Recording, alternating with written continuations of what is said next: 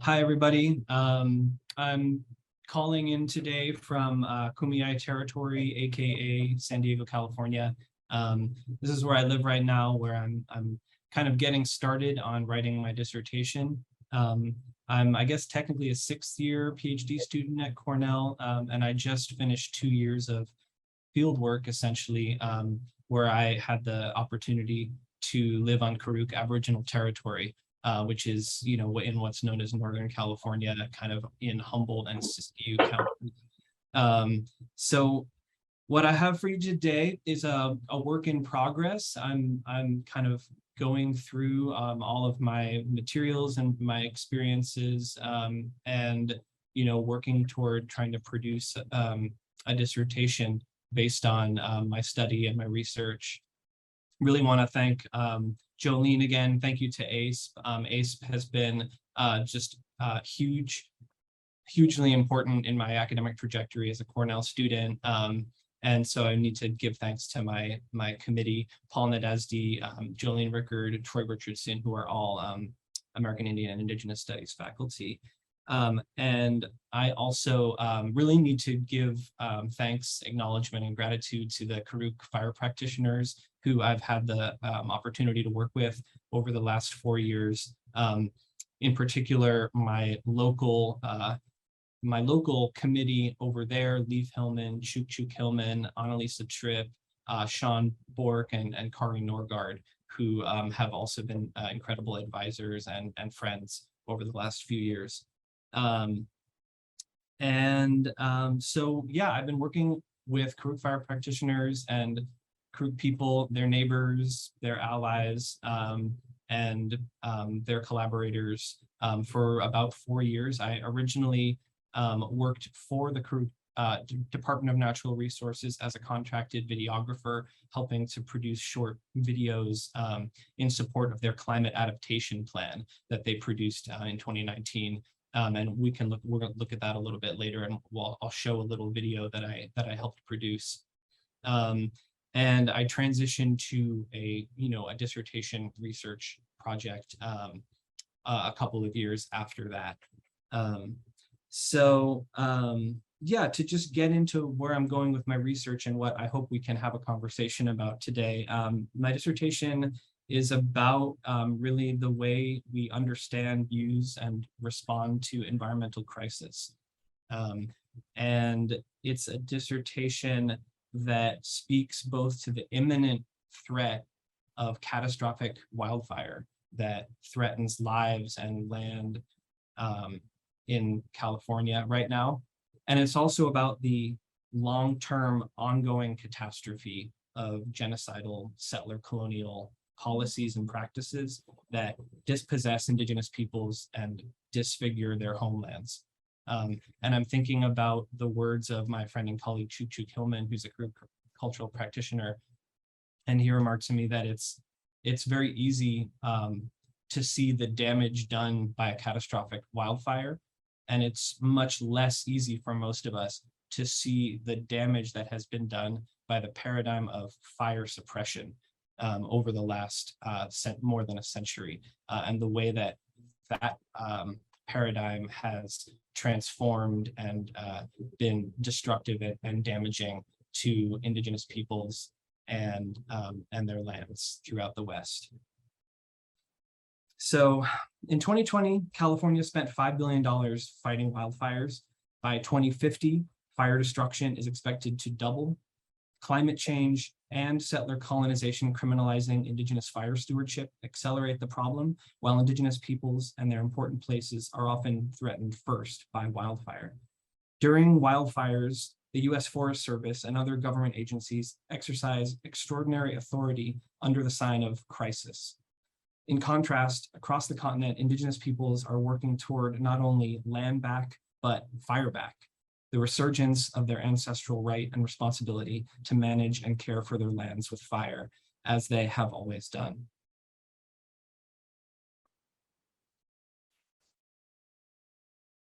This is an overview of my dissertation title and the 5 chapters I'm working on.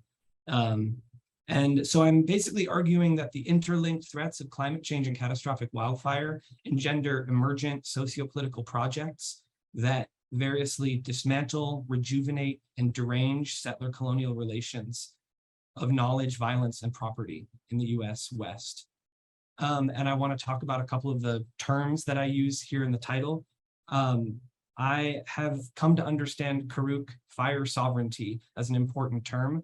Karuk fire sovereignty being the inherent right and responsibility to use fire, the right to fulfill a responsibility to have a relationship with fire, to take care of lands and people. When I talk about demilitarizing the environment, I'm trying to draw attention to the ways that settler environmental governance in Karuk country has been a form of low-intensity warfare since the beginning. And drawing attention, so I'm trying to draw attention to the ways that Karuk fire practitioners are working to resist and dismantle this. And the term unsettled colonialism, I think I'm sort of drawing inspiration from Audra Simpson and her point that settler colonialism is not a settled matter. It's not a fixed, permanent, or final structure, but rather a fundamentally unstable, anxious, patchwork, and contingent. And we, I think, really see that in Karuk country right now. The colonial status quo is unsettled. One of the most exciting things about my dissertation for me has been working with the practicing Pikyab process that the Karuk Department of Natural Resources has going on. And this is a system and set of protocols that Karuk Tribe has set up to incorporate outside researchers into the research and intellectual work and projects that they already have going on. So rather than sort of forbid any outside researchers from collaborating, or but also not, just saying yes to every project.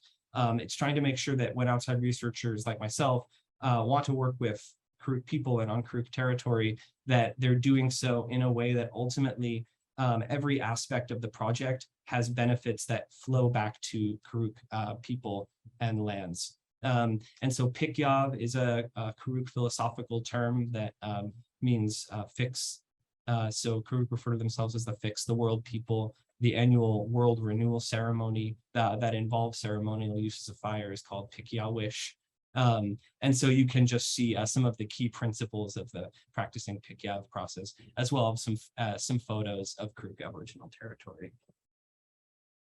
And as I mentioned before, there's an internal IRB process. I have a committee of folks, based locally there who I'm also working with. And that's just been a very exciting and cool part of the whole process.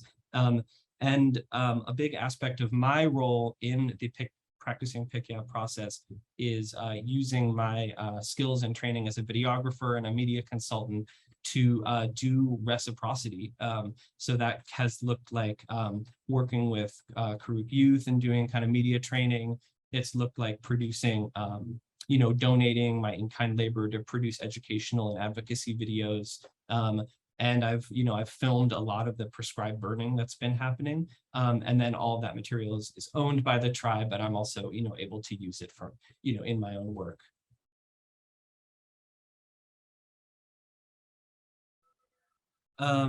So yeah, we didn't test this, but I'd love to show this is a 2-minute video. This is a video that, it's funny that it says 2020. This one came out in 2019. This was one of the first projects that I helped co-produce. So let's see if we can watch it.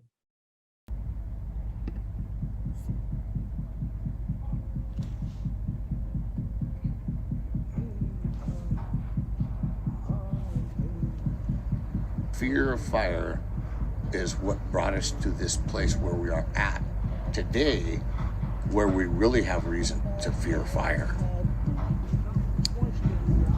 Prescribed fire can be a tool, perhaps the most powerful tool to combat the impacts of high severity fires.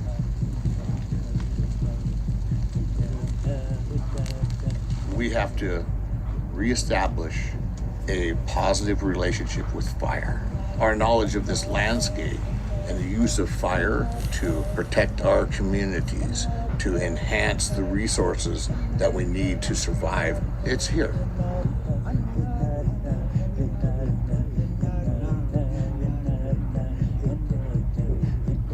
People are beginning to see the benefits of prescribed fire more now than they have in a long time, over 100 years.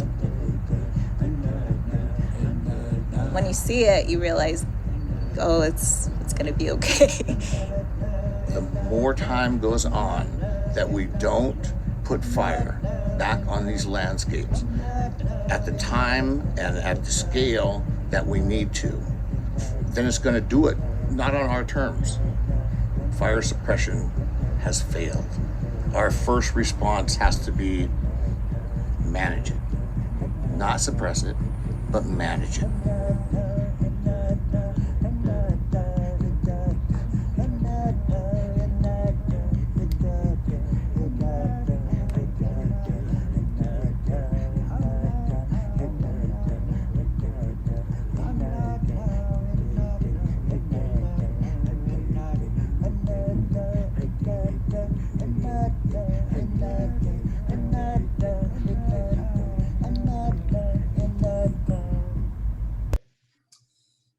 So yeah, that video was a very simple advocacy video that had a very straightforward message. I think it's been watched by a lot of people at this point who have then gone on to make other videos and got interested in the topic. It came out 3 years ago, and that was one of the videos that was supporting the climate adaptation plan. And so, you know, I would just say that for my dissertation, I wanted to kind of go deeper into that, into the questions that were, you know, raised in the video, like that. And so I want to just give a quick overview. I'm not going to necessarily talk through this whole graphic here. And this is obviously a simplified graphic, but the question of sort of what are the root causes of the catastrophic wildfire threat in California is complicated, and there's a lively debate about how we should understand that. And with that, there's a debate about potential solutions. Many people are wanting to point only to anthropogenic climate change. There's also the so-called good fire movement, which advocates for prescribed burning, and they will point to the fire suppression paradigm and fire suppression policies, and so, but I would say, you know, there are some scholars, activists, and Indigenous fire practitioners who are attempting to draw attention to settler colonial power relations and extraction economies being kind of at the root cause of both anthropogenic climate change and fire suppression itself. And it's interesting to note how when one reads journalistic accounts of wildfire, catastrophic wildfire in California, frequently only one or two causes are brought up. People may draw attention to faulty infrastructure from PG&E, which is California's electric monopoly, which, you know, that faulty infrastructure starts a lot of the fires.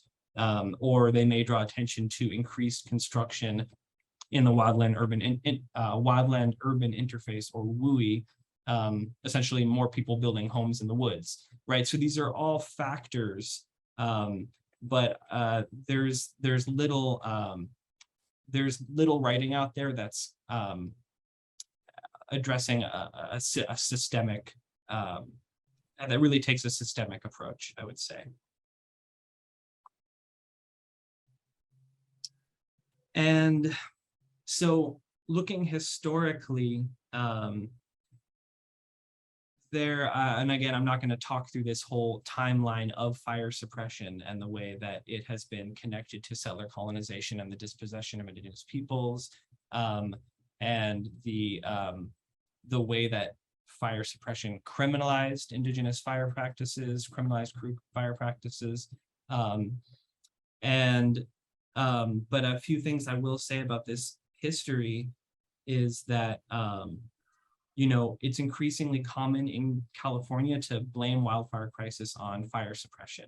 The idea that, you know, we're putting out every fire and then, which allows fuels to build up and dense underbrush to build up so that the fires that do escape and get out of control get really, really huge.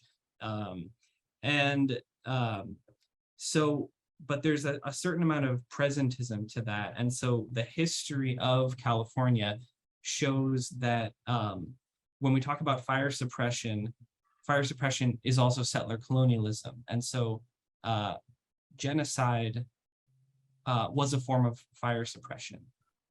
And boarding schools, which separated Karuk and other indigenous peoples from their communities, lands, and knowledge system, that was also a form of fire suppression.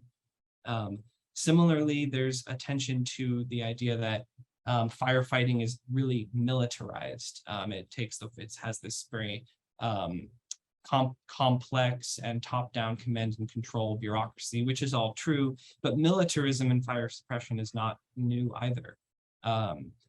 Militarism was at the root of, the settler militias that dispossessed Karuk people, which led to a succession of burning practices. Boarding schools were highly militarized, and the establishment of the national forests in the early 20th century was also essentially a low intensity, form of warfare and counterinsurgency, where Karuk fire practitioners were called firebugs and incendiarists and actively arrested. And similarly, there's attention in the media to the connection between fire suppression and mass incarceration. But this is also not new, right? So it's somewhat known that 30% or more of wildland firefighters in California right now are incarcerated people, and the state really relies on that labor. But again, with the establishment of the national forests in the early 20th century, Karuk fire practitioners were arrested for lighting fires, and they were forced to work on fire suppression crews. And what's important about all of this history is that throughout all of this, Karuk people never stopped burning. And in the words of Leif Hillman, when Karuk fire practices, which were used in ceremonies, which were used to manage lands, when they were criminalized, it essentially became illegal to be Karuk. So despite that, Karuk people never stopped burning, and they still are doing it. It's maybe a secret. It's criminalized, but that it persisted. So what does fire suppression look like in Karuk country? When there's a big wildfire, there's thousands of firefighters and overhead staff. We have a large bureaucracy through this incident command structure that's run through FEMA, which is Federal Emergency Management Agency, and the National Wildlife Coordinating Group. They have multi-million-dollar emergency budgets. And the national forests who manage fires maintain the prerogative to do whatever they deem needs to be done to put out a fire, which includes authorizing timber harvests without Environmental Protection Act approval, disrupt Karuk cultural sites, close the forests to public, and essentially manage fires as they see fit.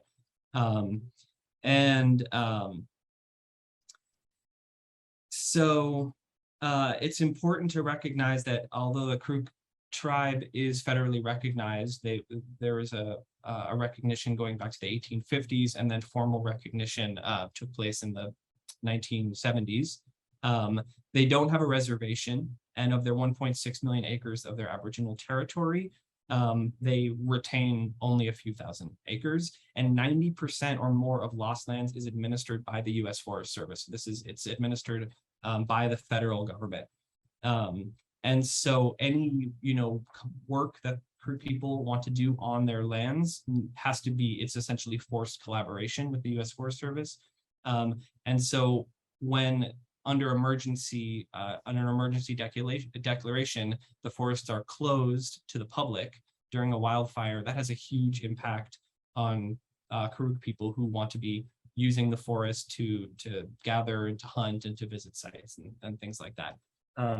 So years of advocacy and activism have really forced the U.S. Forest Service to the table with the Karuk Tribe, and now the Karuk Tribe retains a memorandum of understanding with the National Forests that secures their right to give input on fire management within Aboriginal territory. And the way that I think a lot of Karuk fire practitioners look at it is that really the suppression activities, the firefighting itself, can sometimes do more damage than the fire.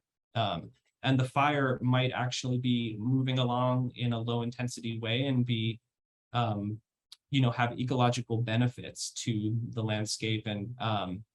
And it's actually those suppression tactics, the firefighting itself, that are sometimes more of the threat. And so the Karuk Tribe are exercising their fire sovereignty, I think, and trying to make sure that they have tribal representatives who work on each fire. They have cultural specialists who go out on the field and work with suppression crews as resource advisors.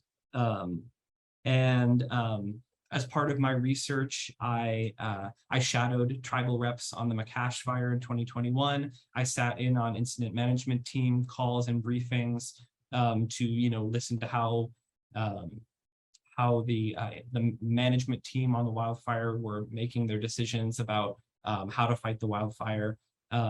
And I listened to, I joined calls with the Karuk cultural resource specialists who were going out there to advise on the suppression tactics. But these, being a Karuk cultural practitioner, going out and working in this bureaucracy, this wildfire, kind of militarized wildfire bureaucracy is stressful, difficult work. And so I wanted to bring in the voices of a couple of folks. First, we can hear from Vicki Preston, who's a cultural practitioner and a cultural resources tech for Karuk Department of Natural Resources. And she was talking about her experience being a tribal representative working within that incident management team and trying to kind of advocate for Karuk people and Karuk territory. So Vicki said about the firefighters she's working with. They say we're protecting life and property, so they're going to put in a dozer line. And I'll just say, for those who haven't seen what fire suppression looks like, a lot of it is putting in containment lines, which sometimes involves these bulldozers, and they can sometimes be several bulldozer blades wide and can do incredible destruction to ecosystems and also active, gathering and cultural use sites. So Vicki said, they say we're protecting life and property, so they're going to put in a dozer line. They're going to do logging, hazard tree abatement. They don't think they need to hear opinions from a tribal rep about how it should happen or whether it should happen. In their mind, they're going to do it. The fire world is very militaristic. With that comes the cis heteropatriarchy, hypermasculine world. That has to do with the ways that militarism works within white supremacy, imperialism, and colonization, and how all those things basically apply to the fire world. It's treated as a colonial, heavy masculine, everything surrounding it. The farther away you are as a person, say you're a person of color or a woman or any sort of sex or gender, a lot of that is going to make it harder to be within that world. Personally, I see it as an Indigenous woman or femme, as someone still trying to figure out my own identity, gender identity, figure out what Karuk gender and sexuality is. There's no place for that in the fire world. And well, a lot of places, it's not the kind of place that will support being different than they are. You feel like you have to stand up and force your way in. You get a lot of pushback. There's a lot of ableism in the fire world also. That's an intense part of the privilege. I feel that as someone who's a woman or whatever, but someone not considered skinny, people assume I'm not able. People assume you're not going to do certain things. People would say you have to be able to do certain things at fire. People will literally tell you you're not supposed to be there. That happens all the time in the fire world. You're not supposed to be there. But that's not traditional. That's not a Karuk way to say you have to look like this to do fire work. That's not a Karuk way. And Annalisa Tripp, who's the collaborative stewardship manager, also spoke about what it was like being a resource advisor, kind of working out in the field with the fire crews who are putting in those containment lines and, setting up, the terrain for fire suppression. And she talked about how she kind of adapted to doing that work. So AIISP said, I became comfortable confronting people and saying, hey, I know you didn't misunderstand me. I know you heard what I said and you went and did the opposite. Why was that? And them saying, oh, sorry. That's not really my personality. It's not my go-to to be confrontational, but I had to learn. I realized it was important. I was super nervous before the incident. It was very stressful. But I did feel really good being out there, and we were short-staffed. There were times I wanted to quit, but I didn't feel like I could. One of my main takeaways was that it's important to be vigilant and not trust people, which is bad. We had to listen to the radio all the time, scanning different places on different tacks. We caught a lot of things that way. People try to get away with stuff. You have to be on top of it. Even when you are, sometimes things get away. You can't be in all the places. Most people are cool face-to-face, all the different fire guys, but in general, I know when you're not around, they're probably like, those frickin' reeds making everything hard for us. So difficult. Why do they care so much? But that's the role of the reed, telling people what they can't do. That's how they see it.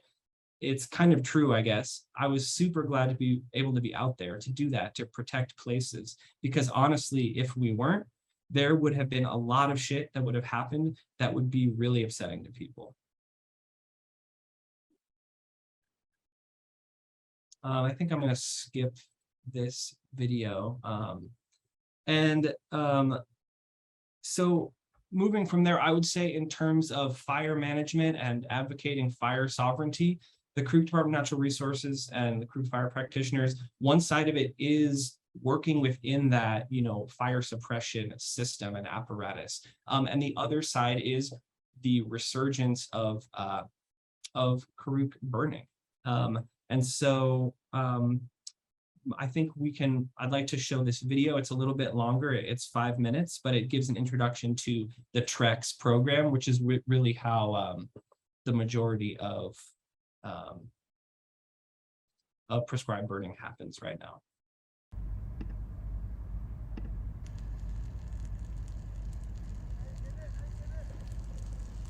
Imagine doing this a long time ago with just a stick, lighting it off.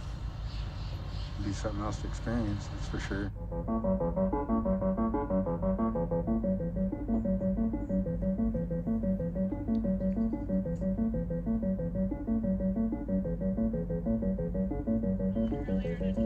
This is really important to me, this trail. Like I've walked this trail spiritually as a Pacahuenan spiritual leader for our village of Tashonic here in Orleans. Coming through here, it gets really brushy. Spills reductions is really important, basically because, for an example, the Slater fire, like this year, how bad a wildfire can go if the forest is not managed. Go K1.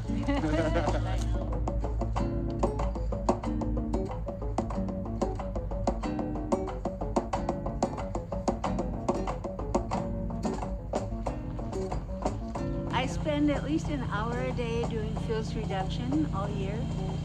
I have tried to keep this place as fire safe as I can.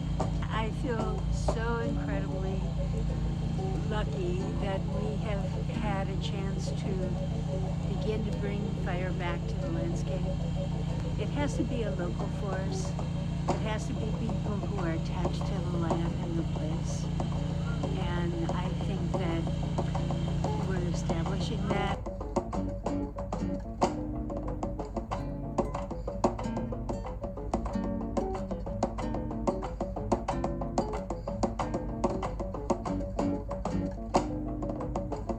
Women always, in Karuk culture, always had a role in cultural burning and prescribed fire. We were typically the ones to burn around villages, and we also were the ones to inform anyone else, where to burn for baskets, for material. That's kind of the place where I start when I come in and I'm thinking about like what I'm doing here on the landscape burning and what that means to me. Being a Karuk woman and kind of taking that responsibility back. We get wildfires and they come into areas that haven't been burned in over 100 years. They haven't been managed, they haven't been burned, and so These wildfires rip through.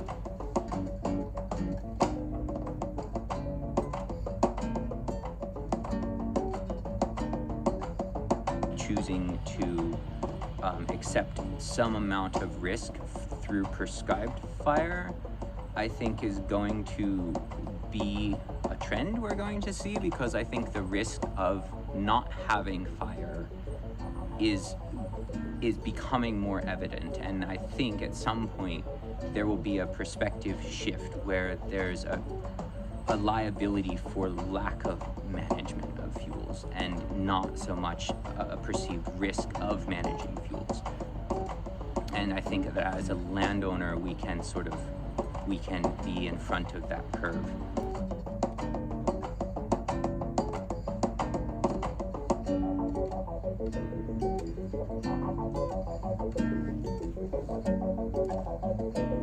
I hope to see us manage the lands more with fire. Like that's the ultimate goal, is to go back to how it's been done for generations, bring good fire back. It's not going to stop it, but it'll help prevent the catastrophic fires that have been going on. You know, people have been doing it for years, and we've been doing something right. And to have that taken away, and now we're slowly getting back to it. We need to be able to manage it ourselves. It was a good day burning. I love it. I love carrying the torch.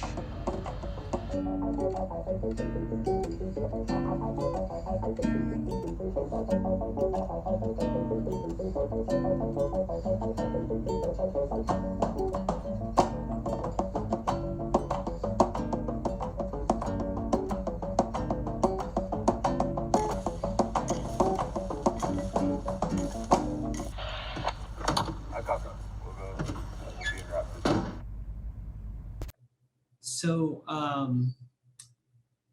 the TREX, or the Prescribed Fire Training Exchange, is it was originally developed by the Nature Conservancy, which is an international, environmental NGO. Klamath TREX is a specific program that's a partnership of the Karuk Tribe, some local environmental NGOs, and the U.S. Forest Service. And it teaches prescribed burning, not necessarily Karuk cultural burning. And that's a distinction that I've heard a lot of people make. So when I'm talking about prescribed burning as opposed to, Karuk uses of fire, it's still within that incident management, hierarchy and system of command and control that's still used in TREX.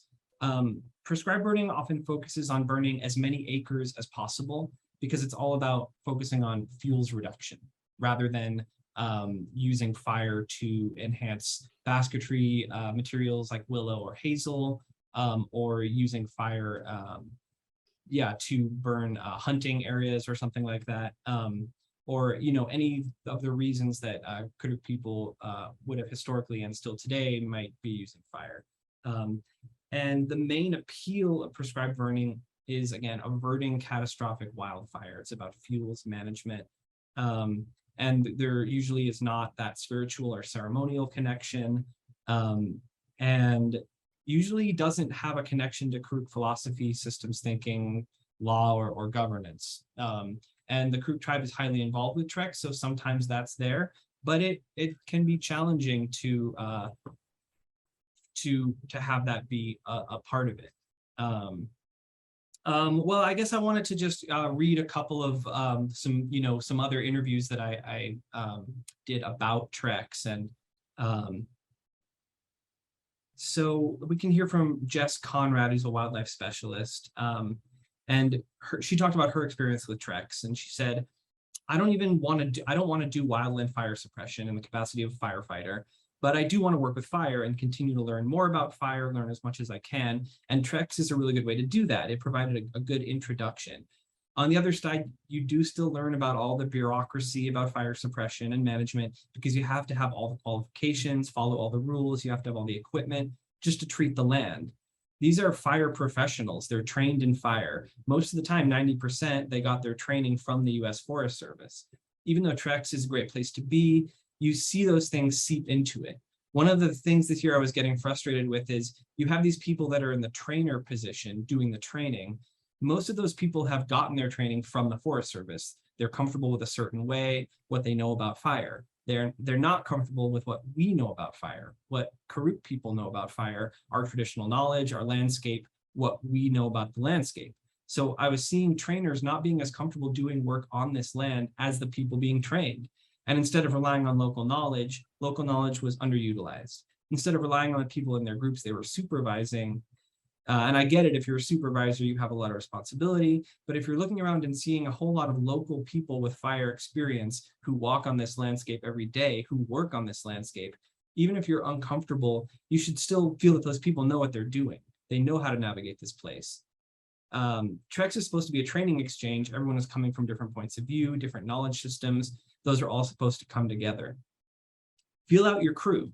Even if they don't have the highest fire qualifications, they have very high qualifications to be on this landscape doing this work. Even if they don't have certifications or these signatures in this task book, they may still have vast knowledge. So on the ground, there's a lot of burning happening and the Karuk tribe is involved with, but actual Karuk fire practitioners are sometimes kind of decentered, and that local knowledge actually isn't always fully appreciated or recognized by the fire professionals who come from around the country to learn about prescribed fire and do prescribed fire. At the same time, there is there's widespread interest in Karuk burning from journalists, scientists, land managers, artists, and filmmakers. And much of it, again, focuses on mitigating high severity wildfire, not necessarily honoring Karuk sovereignty or returning fire to Karuk people to use for ceremonial, cultural, and management purposes. There's a Yurok scholar, Caitlin Reed, who her research is about the cannabis industry in this region. And she talks about, she has called it a green rush, which is, people from all over the country who came to, in her case, Yurok territory, which is right next to Karuk territory, to extract. And obviously the comparison there is the gold rush, which was a genocidal extraction process in the 19th century. So with a gold rush and a green rush and these waves of settler extraction that came in, I think it's worth thinking about what would it look like to avert a TEK or traditional ecological knowledge rush of people coming to Karuk country with a narrative in mind that Karuk burning can somehow save California from itself, to that those practices can be extracted, and that can essentially preserve settler futurity, even while at the same time Karuk fire practitioners, their cultural burning that they would like to be doing is often still criminalized. And my colleague Chuk Hillman has even said that basically, from his point of view, it's getting to the point where everybody gets to burn except Native people. So as California has said, well, maybe fire suppression isn't the only way, maybe we should look at good fire. That's happened and that's been a good thing, but his point was that prescribed burn associations, government agencies, and NGOs have all increased their capacity to do prescribed burning through programs like TREX. But still, everyday Karuk people, the fire that they may want to use and have a relationship with is still effectively criminalized. I'm thinking of a quote from Annalisa, who I read some words from her earlier, and she has said that while fire is a very important tool for land management, more important than the return of fire is the return of Karuk people to their places and to the decision-making tables about how this land is managed.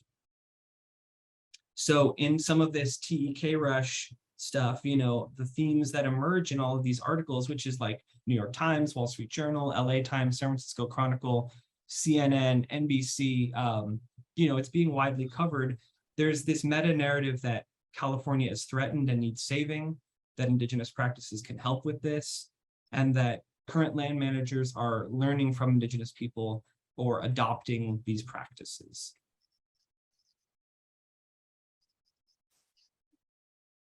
And this slide just highlights how much of these articles are fairly formulaic. And, so just fighting fire with fire, these are just a few more.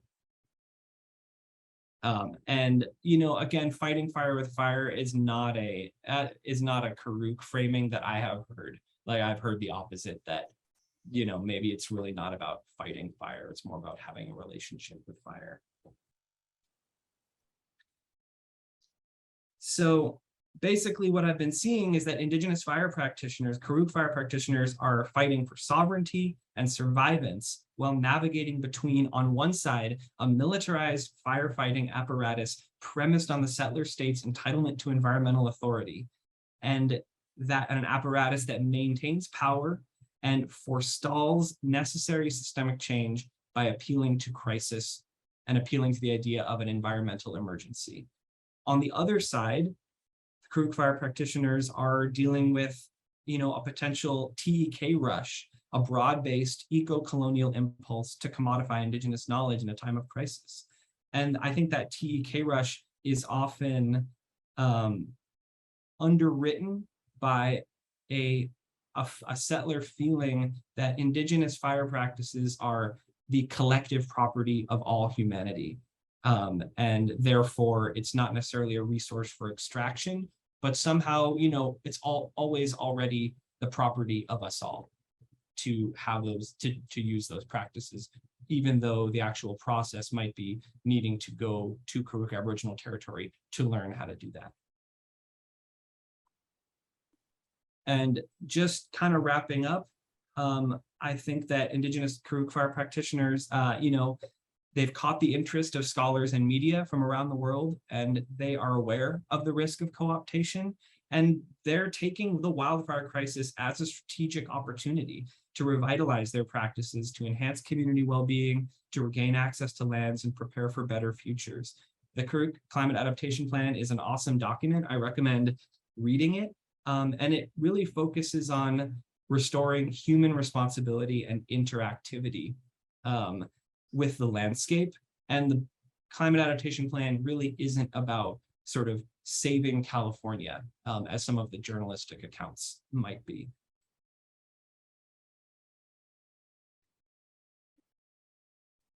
Two things I wanted to mention just before kind of wrapping up is, in terms of how Karuk fire practitioners and their neighbors have been responding to crisis. The Slater Butte fire in 2020 was one of the most explosive and devastating and horrible wildfires in recent memory. And it destroyed half of the town of Happy Camp, California, which is one of the main Karuk population centers where a lot of Karuk people live.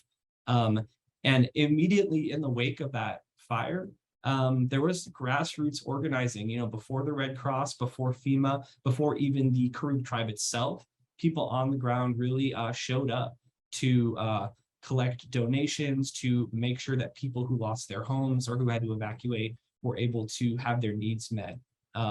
And so that was just really awesome to see.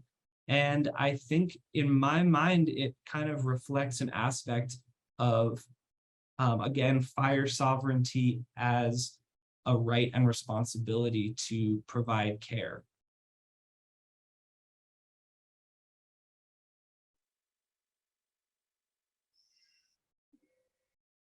And the last thing I want to say is that looking ahead, there's a new Trex that's going to be happening this month, and this is Karuk Women's Trex. It's the first event of its kind, an Indigenous woman-led prescribed fire event. It's taking place at the end of September and into October. And, I think the organizers are really going to be focused on addressing some of those critiques of the culture of militarism and some of that structure, that seeps from the fire suppression world into the prescribed fire world. So this is something that, we can all look forward to. And I'm just so happy that this is happening.